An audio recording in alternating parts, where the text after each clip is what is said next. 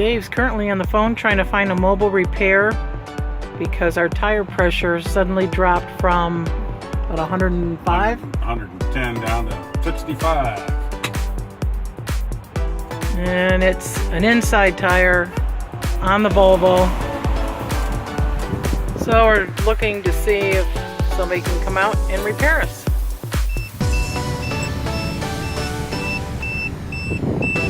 Tire pressure gauge is showing 30. Not good. No.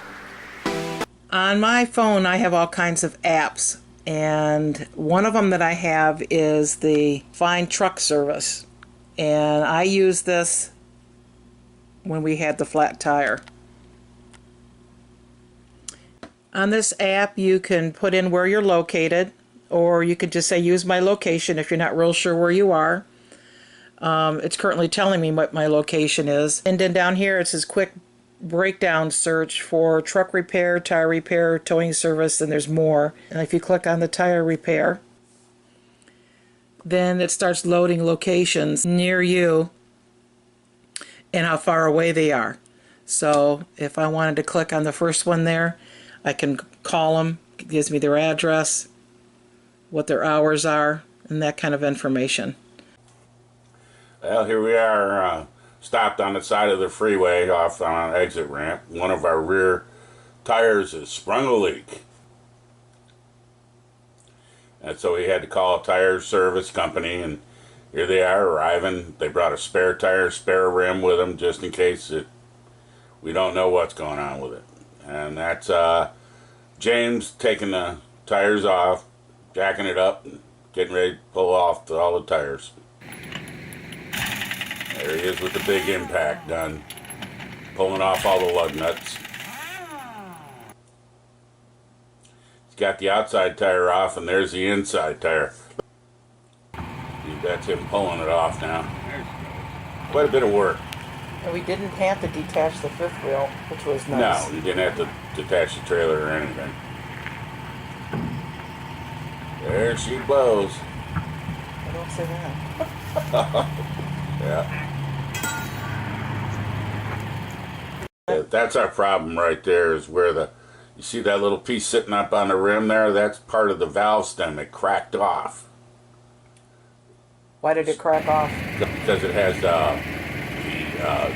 had a valve extender on it, plus the weight of the pressure monitor. And we hit a chuck hole just right, hard enough where, boom, it cracked. That's putting in a new valve stem. We had to pop the tire loose. Yep. Now he's got the tire in like a cradle while he's inflating it, because he said, safety purposes, he said, you never know what's going to happen when you inflate one of these tires with that high pressure. Good blow. Good blow. So we replaced the valve stem, and now he's putting the tire back on. He's putting the outside tire back on. Putting the lugs on.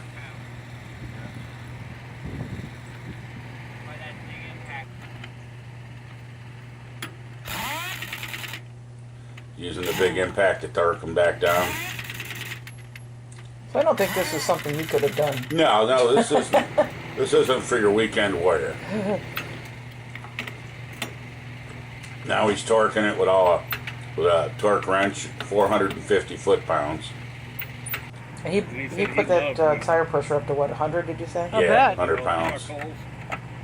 We had tire monitors. Yeah. That the alarm went off. Right. So that's how we detected.